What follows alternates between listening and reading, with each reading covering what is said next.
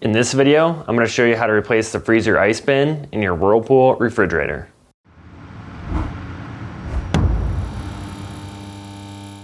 If you need to buy a new freezer ice bin, check out our website, partsdoctor.com, where we sell parts for all major appliance brands. First, open the freezer door. To remove the ice bin, simply lift it out.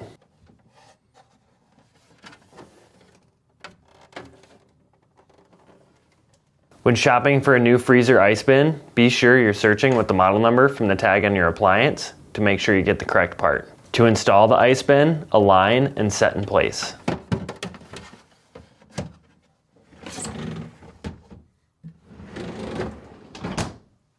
That's it for this video. If you learned something new, hit that like button. And if you enjoy fixing things and want to see more videos like this and these, please consider subscribing.